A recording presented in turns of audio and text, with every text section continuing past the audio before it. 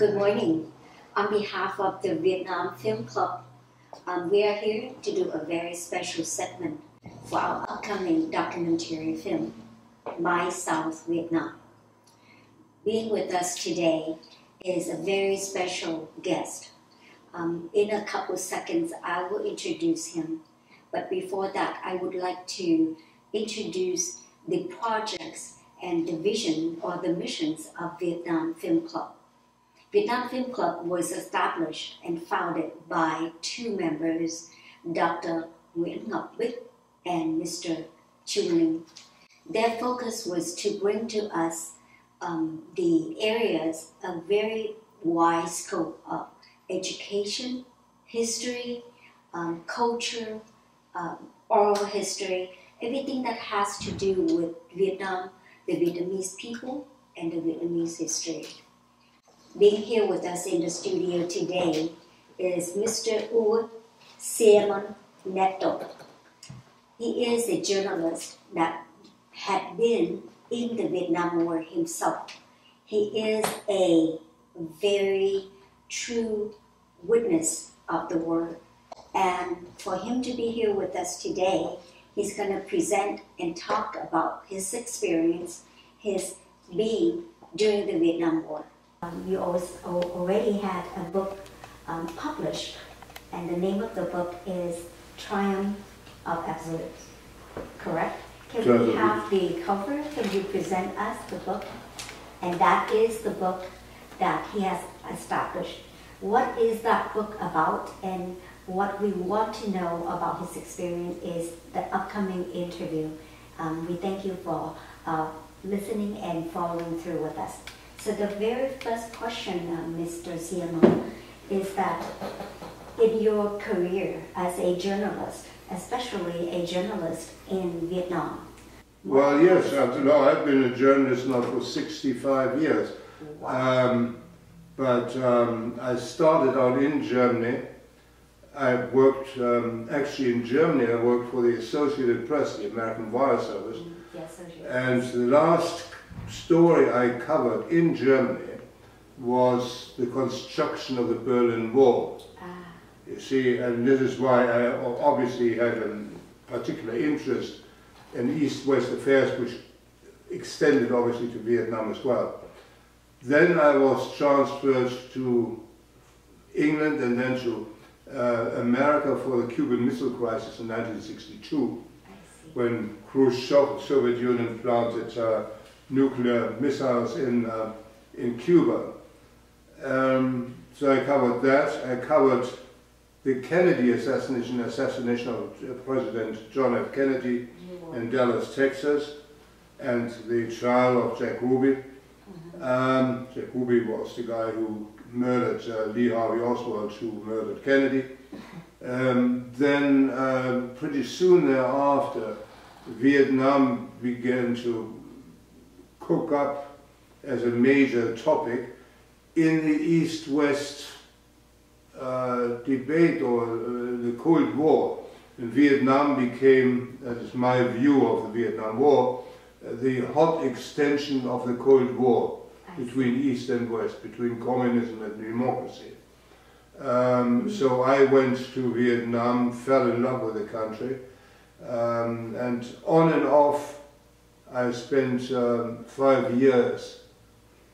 And I wasn't one of those journalists who always spent the war years in Saigon bars. I actually went into combat. And the most important story I covered in Vietnam, and that is where this photograph here was taken, was during Tet Mau Chan in 1968 in Hue. Okay, well, we can discuss that later, of course. And then, of course, I had I covered the Middle East wars. I covered all sorts of things. Then I was, for a while, I was managing editor of a newspaper in Germany. Then I came back, and later, because of my impressions, at least my impressions of war, much later studied theology and did a master's degree in theology, where I wrote a theology of for Vietnam veterans called The Acquittal of God, and then I did my doctorate in theology at Boston University.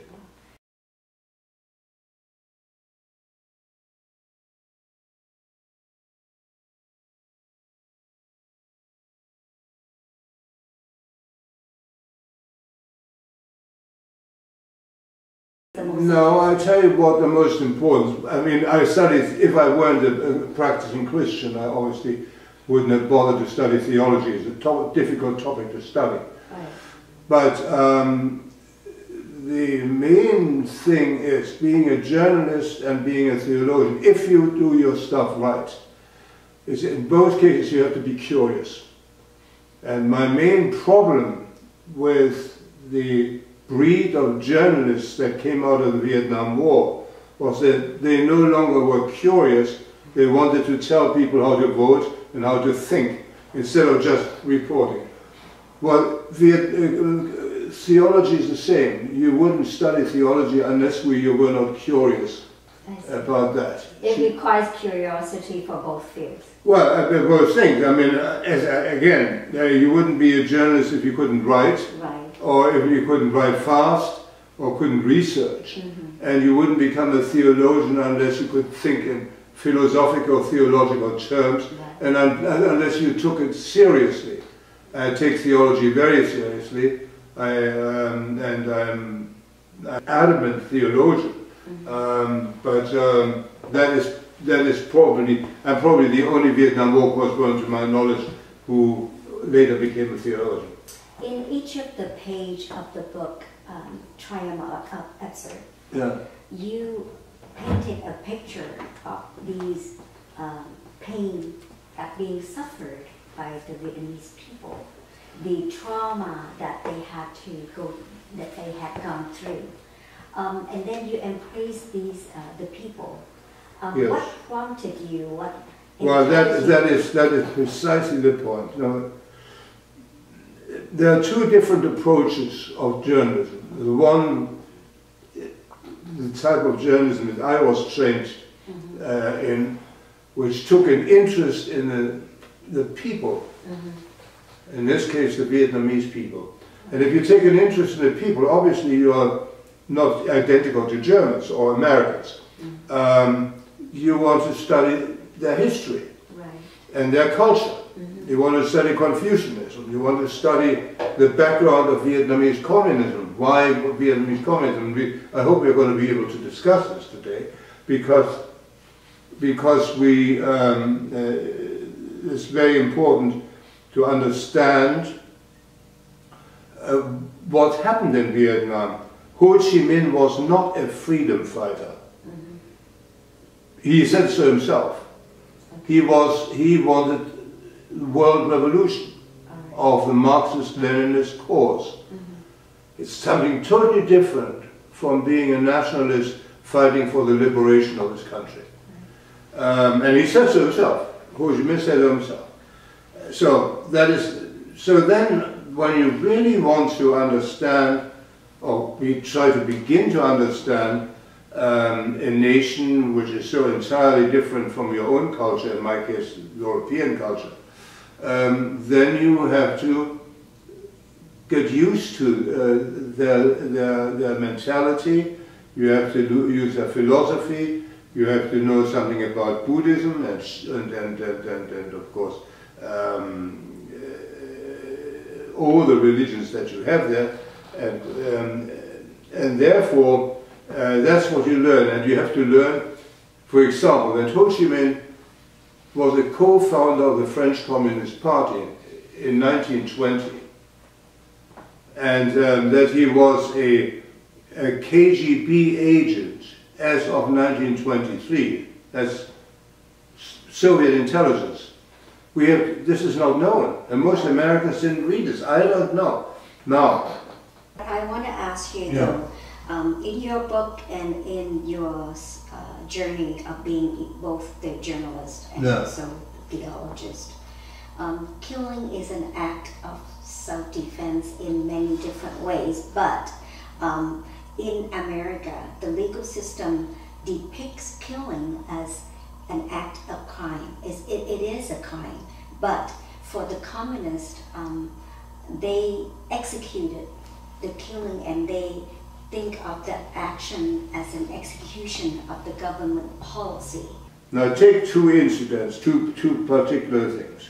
Take, for example, the American war crimes in My Lai. You know, My Lai, when they slaughtered the village population. Right. That was not in the execution of American policy. It was a platoon and a platoon leader gone wild. Okay? And he had to be tried. Unfortunately, he was not acquitted, but I mean, he didn't get what he really deserved. What the North Vietnamese and the Viet Cong did, for example, in Tet Mau Tan and in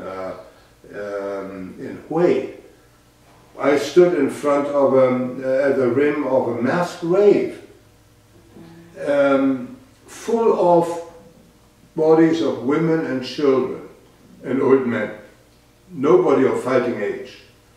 And the mass grave was found because this was Tet, the highest holiday, everybody was beautifully manicured, and the women were buried, many of the women obviously were buried alive, and they tried to claw themselves out of the ground, and they found the fingertips sort of like asparagus coming up from the ground, you know, and then they collapsed and they died. Right. So, slowly. Right. That is a war crime which was part of policy, because it was terrorist policy, or if the American legal system think killing or those are a crime, but the communist government think of that as their... No, they all do. So why did the international media not all that, international media. If you allow me to elaborate just a little bit on that. Right.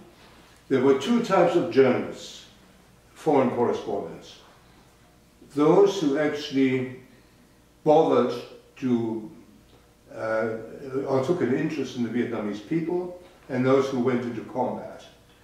And then there were others who covered it from the bars of Saigon and hotel lobbies.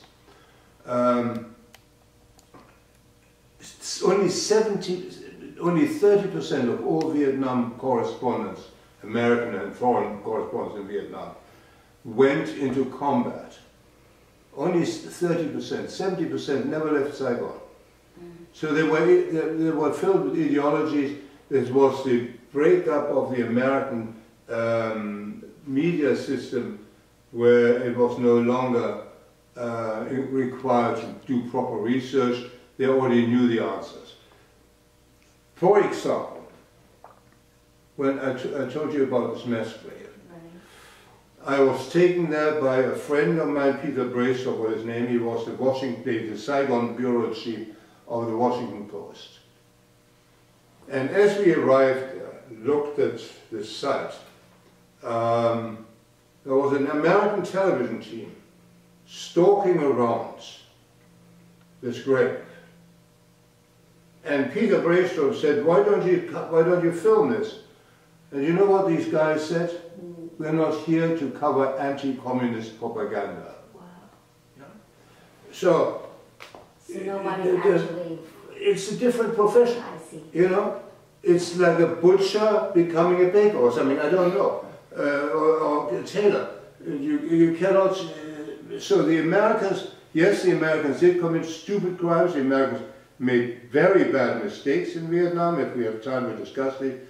I believe, for example, the search and destroy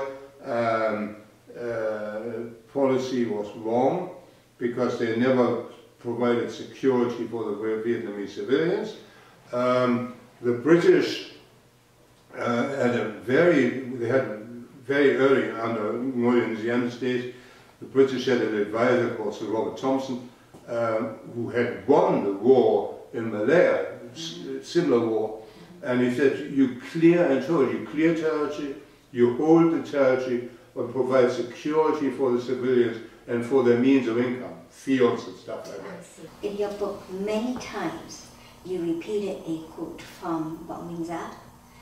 Võ Nguyên Giáp had said that the enemy does not possess the psychological and political wills to fight a long. That's not the will, it's the system. Right. So why did you think that? Could Well, you explain? I tell you, well, he was right.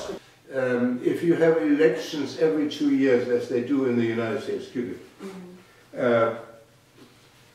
every 2 years, the people, first of all, the politicians are campaigning instead of making policies. I'm talking about the House of Representatives. The mood changes if the population is badly instructed. Take the Tet Offensive. Tet Offensive was won by the South Vietnamese and the Americans. There's no doubt about it. The Viet Cong infrastructure was destroyed, North Vietnamese infrastructure was destroyed in South Vietnam.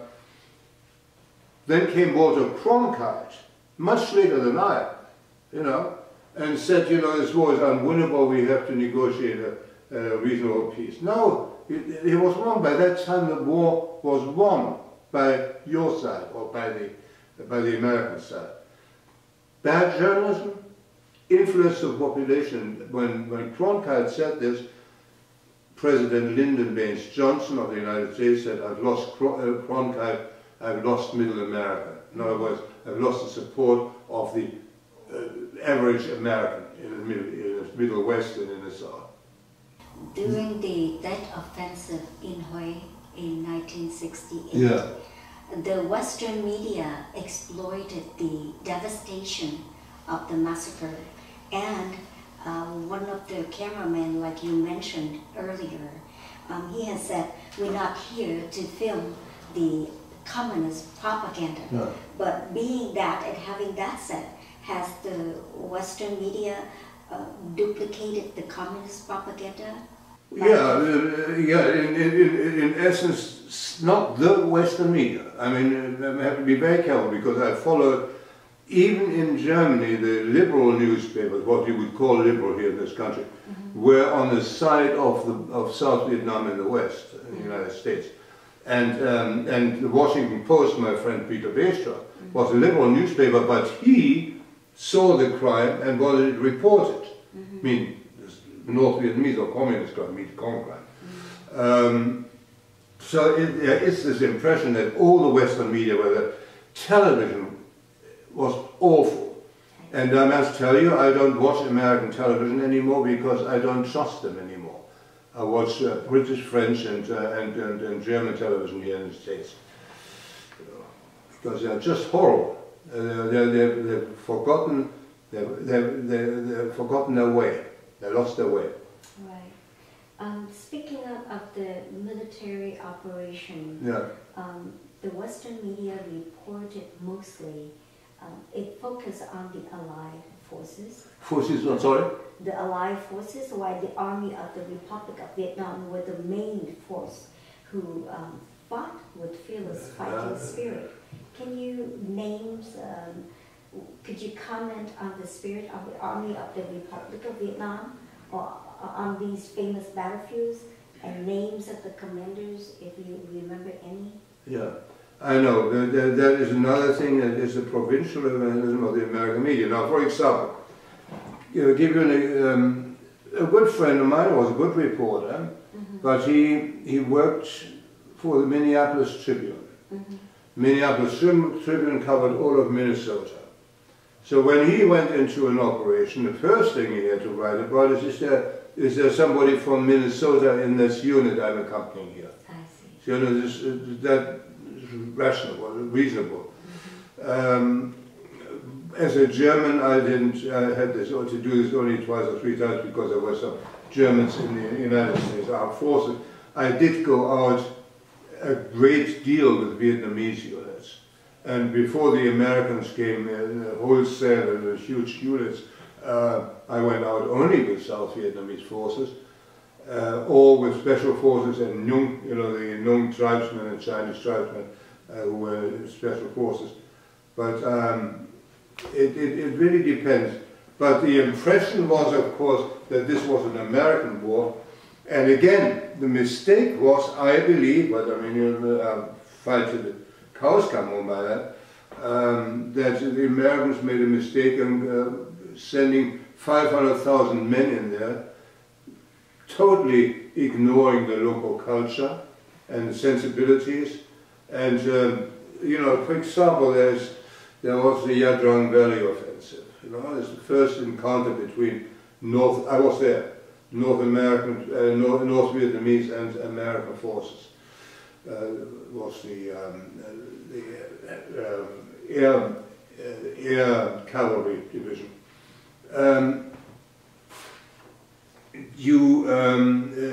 They fought the mainland forces, then withdrew, and at night the villages and small towns belonged to the Viet Cong. And I came into a village. Do you remember the name of that village? What? Do you remember the name of that village? No, I don't have the name of that village. It was tiny, but it was, I think I flew into Quang Tri, and it was somewhere in my book. Okay. Then you have to read your book, right? Yeah, you have to read the book. And by the way, it's out in Vietnamese too. But it was a tiny village, and I was with special forces, with a special forces team, and we were called into this village. Mm-hmm.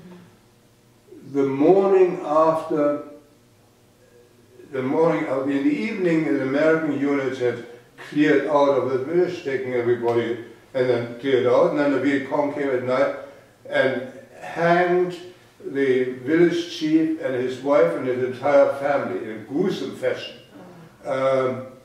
as a warning to the entire population of the village, saying, if you cooperate with the South Vietnamese government, because the village chief had been on the side of the South Vietnamese government, it was Nguyen Cao Ki in those days. So how much can you get support from a village population if you don't stay with the villagers, if you don't provide the security at night, if you make sure that the Viet Cong stay out of there? And that was the British Advisory Commission. They had finally the Brits left. They said it's useless. The Americans don't want to listen to us. The British did this, and they made very clear, we are here, we protect you. This little village here, this little hamlet, we protect you. We don't leave you alone, okay? And it doesn't matter how many communists swing from tree to tree in the jungle, as long as they're not in your village killing your civilians, and as long as they don't prevent you from growing your rice. And that was the main issue, I think. And I have to tell you this, these liberal intellectuals, Mac George Bundy, all these people, Kennedy brought in and Johnson, they had no idea of warfare, they had no idea of Southeast Asia, they didn't know the difference between the Vietnamese and Chinese and Cambodian or Thai. But they had their ideas from their universities, you know. I see. They used to be called eggheads. I know, that is another thing, that is the provincialism of the American media. Now, for example, give you a good friend of mine, was a good reporter, but he worked for the Minneapolis Tribune. Minneapolis Tribune covered all of Minnesota. So when he went into an operation, the first thing he had to write about is there somebody from Minnesota in this unit I'm accompanying here? I see. So that is reasonable. As a German, I had to do this only twice or three times because there were some Germans in the United States Armed Forces. I did go out a great deal with Vietnamese units. And before the Americans came in, wholesale, huge units, I went out only with South Vietnamese forces, or with special forces and Nung, you know, the Nung tribesmen, the Chinese tribesmen, who were special forces. But it really depends. But the impression was, of course, that this was an American war. And again, the mistake was, I believe, but I mean, fight to the cows come home by that, that the Americans made a mistake in sending 500,000 men in there, totally ignoring the local culture and the sensibilities. And, you know, for example, there was the Yadrang Valley Offensive. You know, it's the first encounter between North American, North Vietnamese and American forces. Was the air cavalry division.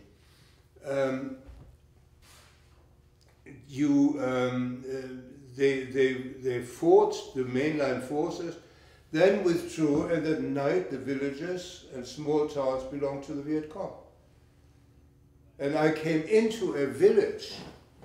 Do you remember the name of that village? What? You remember the name of that village? No, I don't have the name of that village. It was tiny, but it was, I think I flew into Quang Tri, and it was somewhere in my book. Okay. Then you have to read your book, right? Yeah, you have to read the book. And by the way, it's out in Vietnamese too. But it was a tiny village, and I was with special forces, with a special forces team, and we were called into this village. Mm-hmm.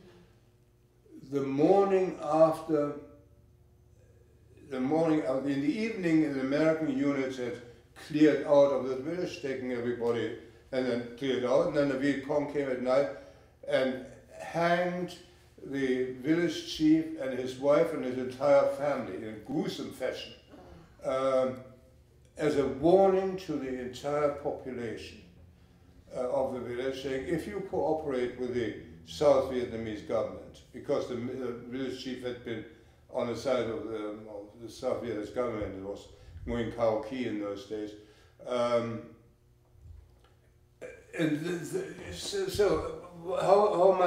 How much can you get support from a village population if you don't stay with the villagers, if you don't provide the security at night, if you make sure that the Viet Cong stay out of there? And that was the British Advisory Commission. They had to provide. Finally, the Brits left. They said it's useless. The Americans don't want to listen to us. The British did this, and they made very clear: we are here, we protect you. This little village here, this little hamlet, we protect you. We don't leave you alone, okay? And it doesn't matter how many communists swing from tree to tree in the jungle, as long as they're not in your village killing your civilians, and as long as they don't prevent you from growing your rice. And that was the main issue, I think. And I have to tell you this: these liberal intellectuals, George Bundy, all these people in Kennedy, Broughton, and Johnson, they had no idea of warfare. They had no idea of Southeast Asia. They didn't know the difference between a Vietnamese, a Chinese, a Cambodian, or a Thai. But they had their ideas from their universities, you know. I see. They used to be called eggheads. Speaking of the military operation, yeah. The Western media reported mostly, it focused on the Allied forces. Forces, oh, sorry? The Allied forces, while the Army of the Republic of Vietnam were the main force who fought with fearless fighting spirit. Can you name, could you comment on the spirit of the Army of the Republic of Vietnam, or on these famous battlefields, and names of the commanders, if you remember any? I know, that is another thing, that is the provincial organism of the American media. Now, for example, give you a good friend of mine was a good reporter, but he worked for the Minneapolis Tribune. Minneapolis Tribune covered all of Minnesota. So when he went into an operation, the first thing he had to write about is there somebody from Minnesota in this unit I'm accompanying here? I see. So that is reasonable. As a German, I had to do this only twice or three times because there were some Germans in the United States Armed Forces. I did go out a great deal with Vietnamese units. And before the Americans came in, wholesale, huge units, I went out only with South Vietnamese forces, or with special forces and Nung, you know, the Nung tribesmen, the Chinese tribesmen, who were special forces. But it really depends. But the impression was, of course, that this was an American war. And again, the mistake was, I believe, but I mean, you know, fight to the cows come home by that, that the Americans made a mistake in sending 500,000 men in there, totally ignoring the local culture and the sensibilities. And, you know, for example, there was the Yadrang Valley offensive. You know, it's the first encounter between I was there, North American, North Vietnamese and American forces. Was the air cavalry division.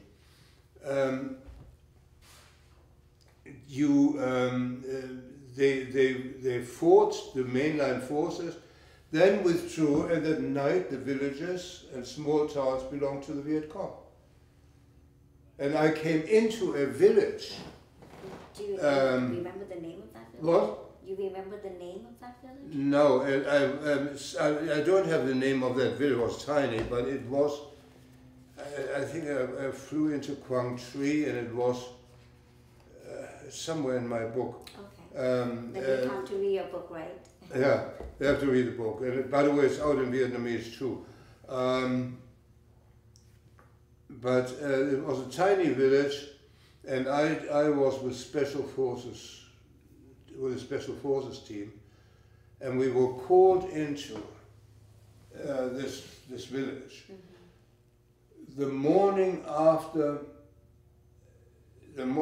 In the evening, an American unit had cleared out of the village, taking everybody, and then cleared out, and then the Viet Cong came at night and hanged the village chief and his wife and his entire family in a gruesome fashion,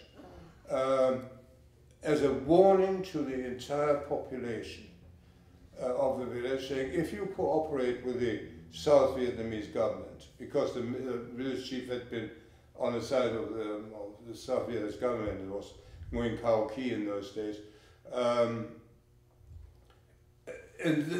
So how much can you get support from a village population if you don't stay with the villagers, if you don't provide the security at night, if you make sure that the Viet Cong stay out of there? And that was the British advisory commission. They had to provide. Finally, the Brits left. They said it's useless. The Americans don't want to listen to us. The British did this, and they made very clear, we are here, we protect you. This little village here, this little hamlet, we protect you. We don't leave you alone, okay? And it doesn't matter how many communists swing from tree to tree in the jungle, as long as they're not in your village killing your civilians, and as long as they don't prevent you from growing your rice. And that was the main issue, I think. And I have to tell you this, these liberal intellectuals, Mac George Bundy, all these people in Kennedy brought in and Johnson, they had no idea of warfare, they had no idea of Southeast Asia, they didn't know the difference between a Vietnamese, a Chinese, a Cambodian, or a Thai. But they had their ideas from their universities, you know. I see. They used to be called eggheads. Yeah.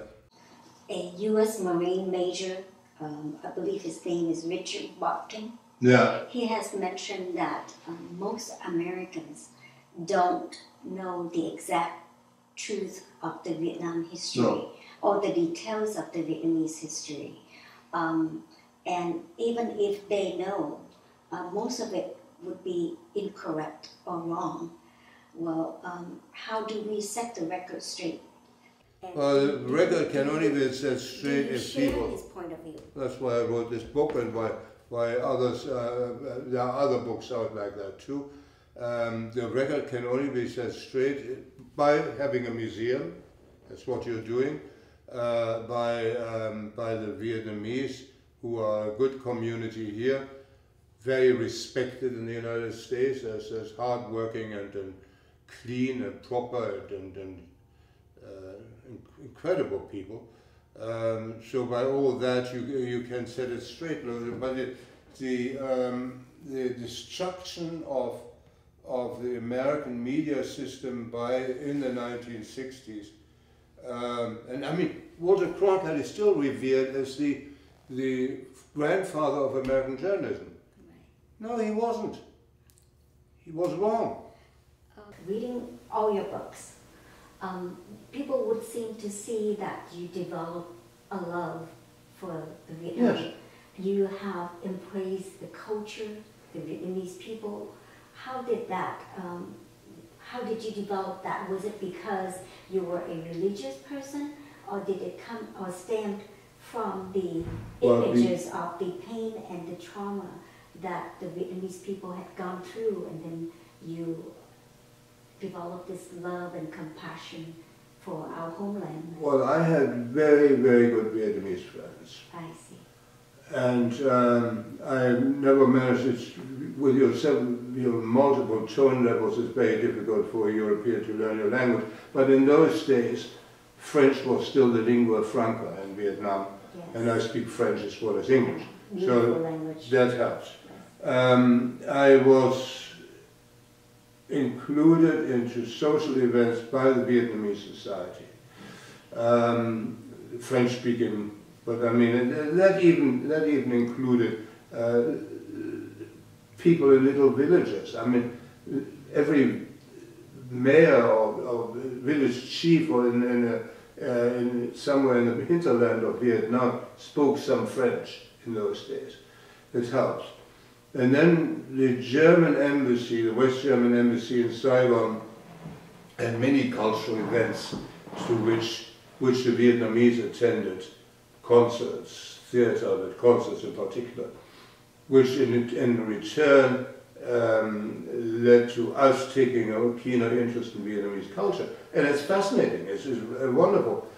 I'm saying this to a beautiful lady. It's wonderful, I have wonderful memories of looking out of my hotel room in Saigon in the morning with all these beautiful women in their REIs floating down to the main drag at the former Uwe today it's called something else.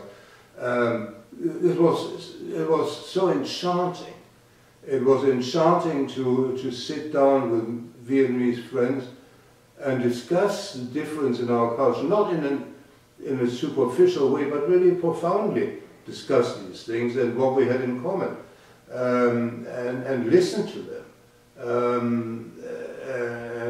So I fell madly in love. I thought it was fantastic. I thought I found Vietnamese soldiers, some of the Vietnamese soldiers I went into combat with were, and so one develops an affinity. They're vulnerable, and it's not your job as a reporter to ridicule them, but it is to feel empathy for these people who didn't want this war themselves. It's not the South Vietnamese who started this war. It was the communists who started this war, and the reason was basically the Soviet Union more than China. And Ho Chi Minh was a part of the Soviet.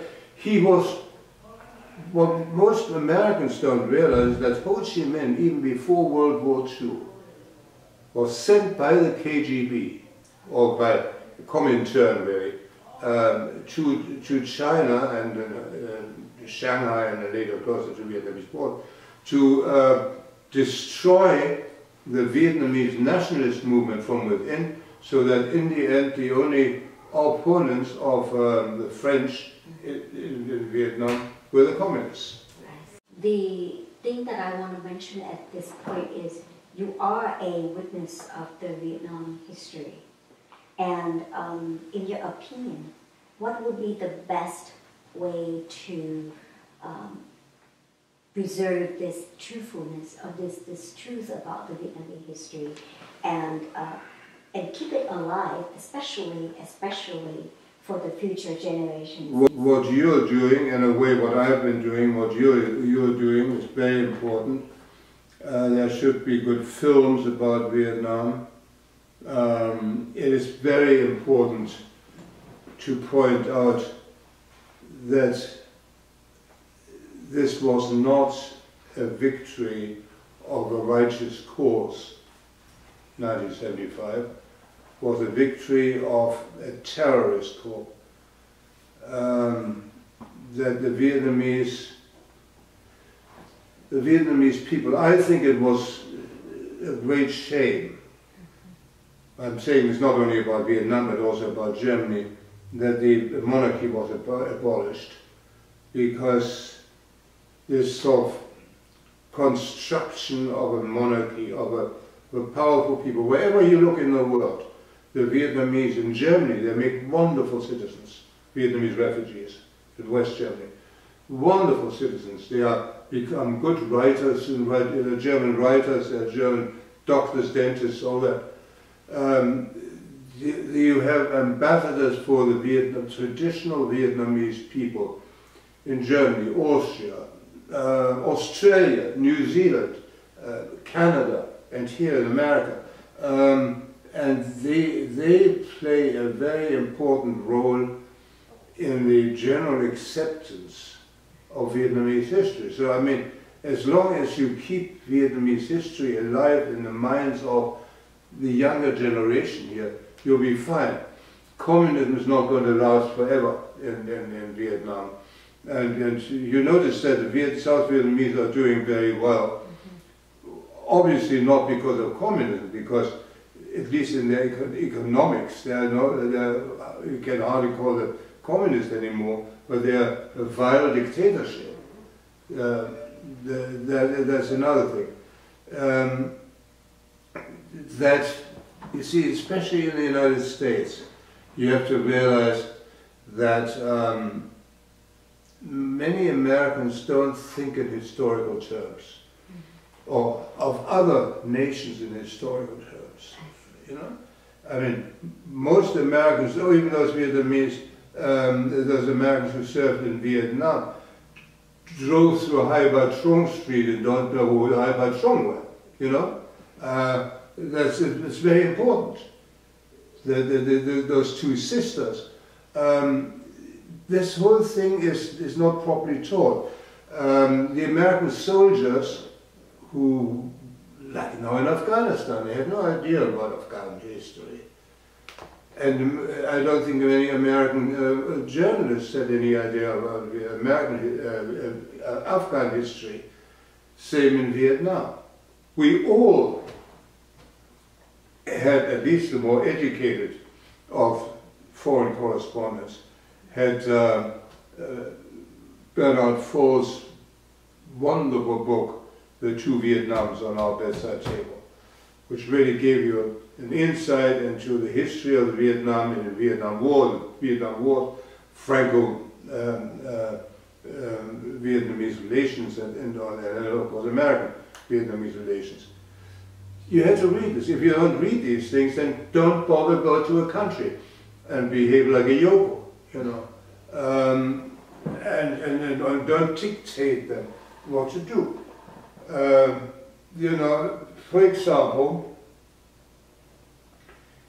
I remember flying on an American aircraft, military aircraft, C-130, between an American GI and a South Vietnamese soldier.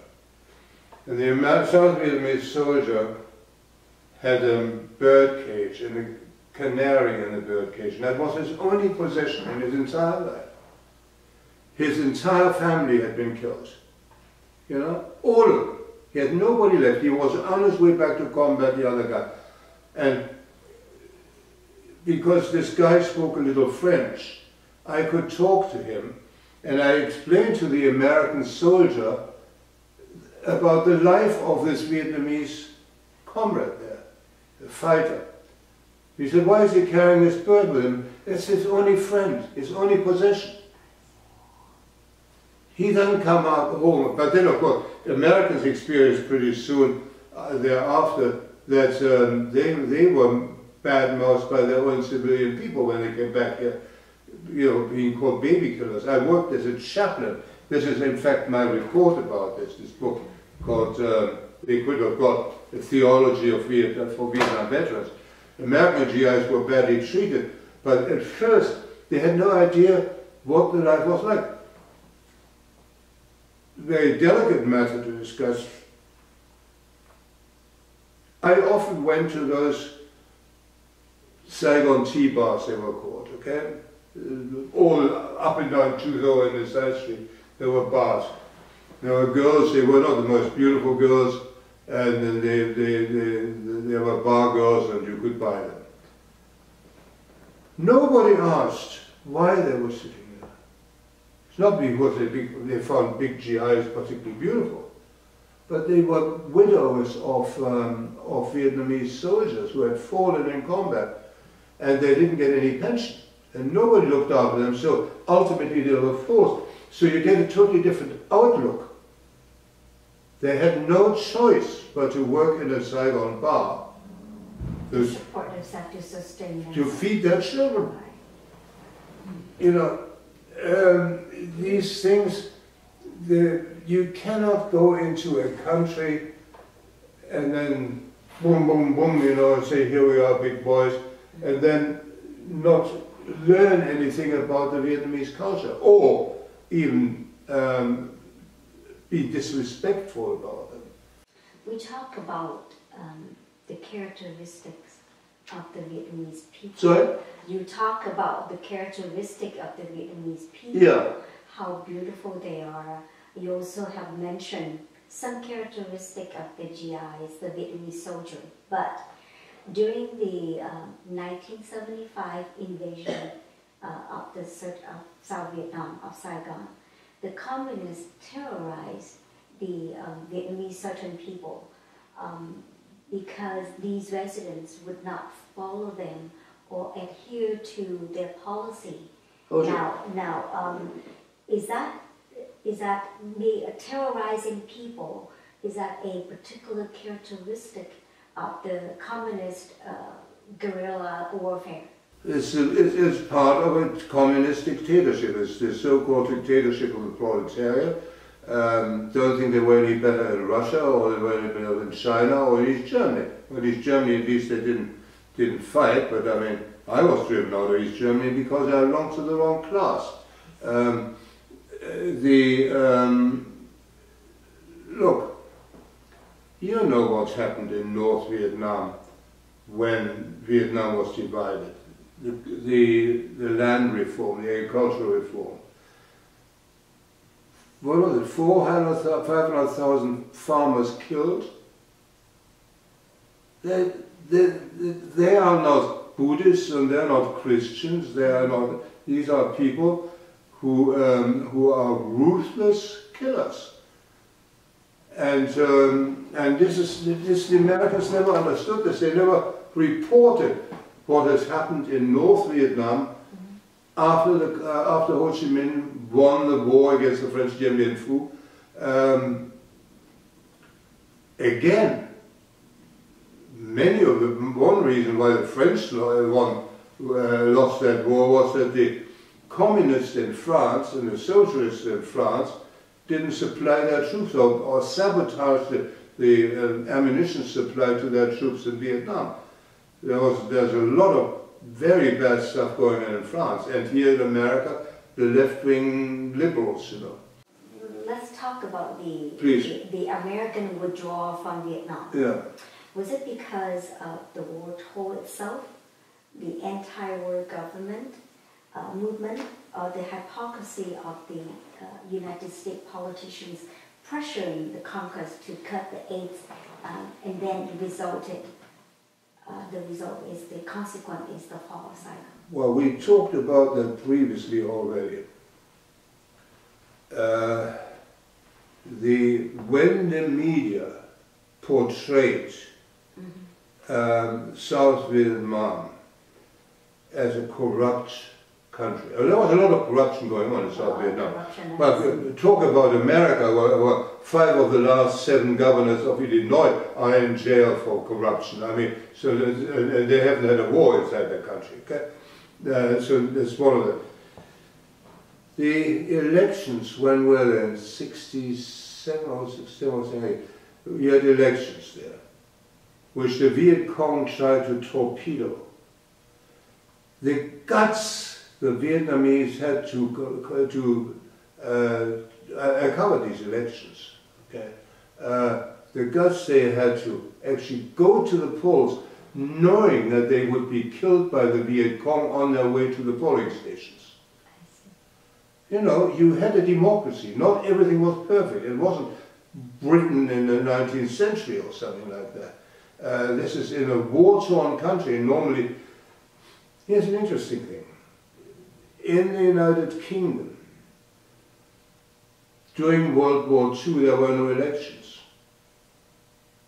You had a coalition between Labour and Conservatives, because they had a common goal, which was to fight us, the Germans. Okay. Yet the Vietnamese, 80% of the South Vietnamese electorate participated in those last elections. I mean, I was flabbergasted. The guts they had, they actually went to the polls, and the parliament was a lively affair. I enjoyed going to the parliament. They beat each other up sometimes, it was marvelous, but it was good. It was a good part. You don't have a parliament like that in Hanoi, you know?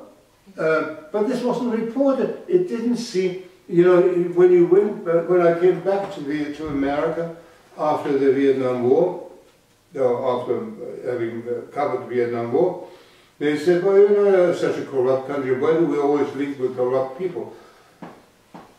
Most politicians have a corrupt side, and in most countries you have corrupt politicians.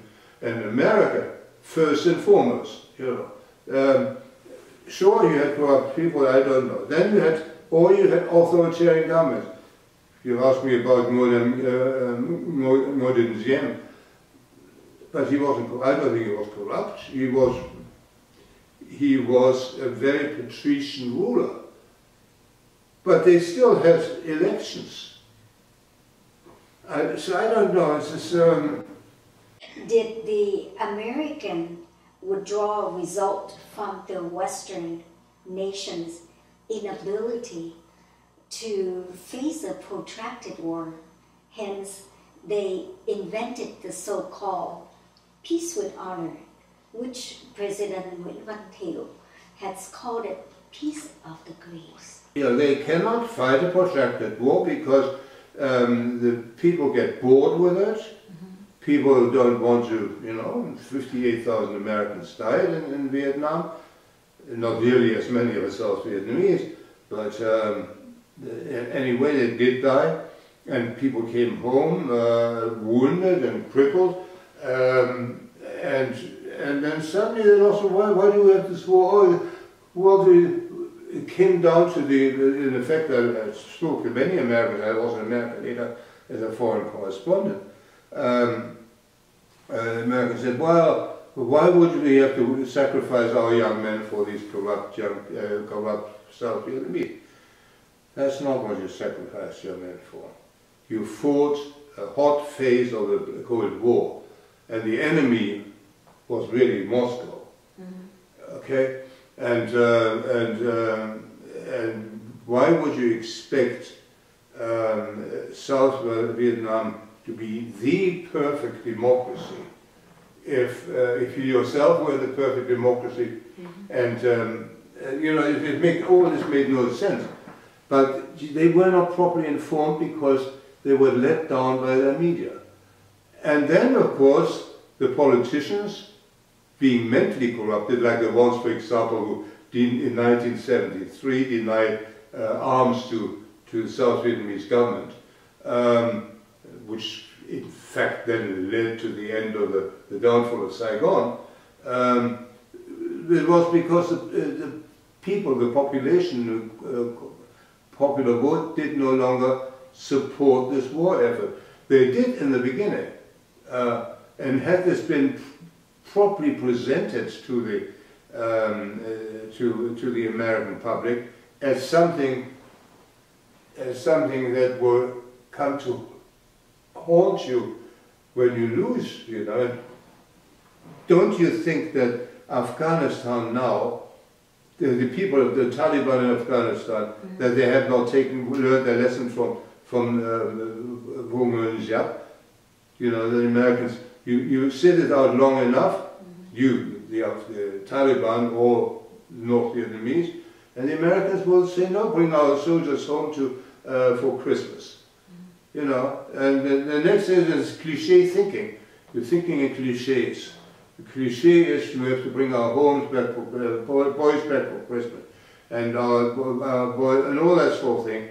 And the next thing, and of course they're all corrupt, the South Vietnamese, and then in the end, they're more or less celebrating. And you have the students, your college students in California, I've seen them here, carrying posters, ho ho Ho Chi Minh, you know, without the foggiest idea Ho Chi Minh was, even though it was known. This marvelous professor, he was actually an Austrian Jew, French citizen, who then taught at Howard University in Washington DC, Bernard Ford, described all this in great detail. As I said, we all had this book, The Two Vietnams, on our bedside table. But you've got to read a book, otherwise don't bother reading a book and don't bother going there. Go to a hamburger joint somehow in the nearest village. But this was so ridiculous. That is what you are fighting against, and why it is so important to promote and work on the history of South Vietnam and on the history of all of Vietnam, and then a separate issue on how on Vietnamese communism. During this time, the Vietnamese people have fought the war and also at the same time, simultaneously, trying to build the country economically, socially. What would you describe or point out some of the characteristics of the South Vietnamese during this period that oftentimes the media or the world ignore or make us make South Vietnam a victim of betrayal? Yeah, it was a victim of betrayal, and I tell you, it was that part of the media. It was not all of the media. I have to repeat this often and often again. There were good stories. I think television was horrible here in America. I mean, the New York Times played a very dubious role, but you know, I covered this war with Bill Toohey, who was Los Angeles Times correspondent, who was a very fair writer, described the Vietnamese beautifully. A lot of people in the Washington Post described it fairly. But then all this changed, the more the American media changed their character, and Vietnam became a victim of the change in journalistic professionalism in the United States and around the world. And it has cost the Americans a lot because, as I said, Afghanistan would not have been possible. This disgraceful withdrawal from Afghanistan now would not have been possible had it not been for the irresponsible change in the Vietnam War. When the Vietnam War, the Tet Offensive, was won by the United States and South Vietnam and South Korea and the Australians and the Filipinos. I mean, you had a lot of allies.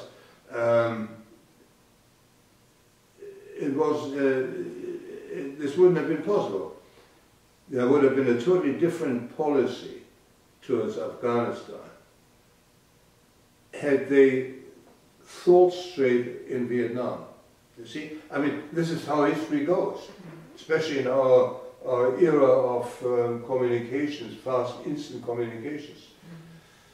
And you say, well, you could word for word, when I followed the developments in Afghanistan and compared them with the developments in Vietnam. Every word, you just had to exchange the words. Instead Vietnam, you would have written Afghanistan. Corrupt government, corrupt regime. Our allies are not prepared to fight. No, they're not prepared to, they were prepared to fight.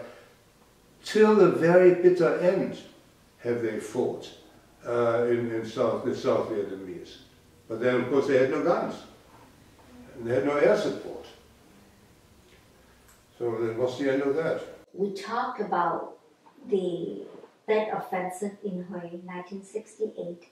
We talk about the withdrawal, the long withdrawal, and the victim of betrayal, the certain Vietnamese, the trauma, the suffering, the pain, and we talk about your book. Yeah. Now, was there anything else that you would like to add so that your thoughts, your experience? One thing that applies to American public more than to the Vietnamese public, or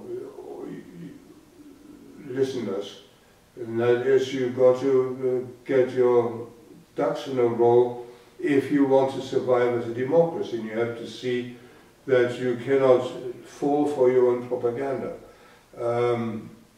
That's number one. The other one is that a nation with such a long and interesting history like Vietnam will ultimately fall on its feet again.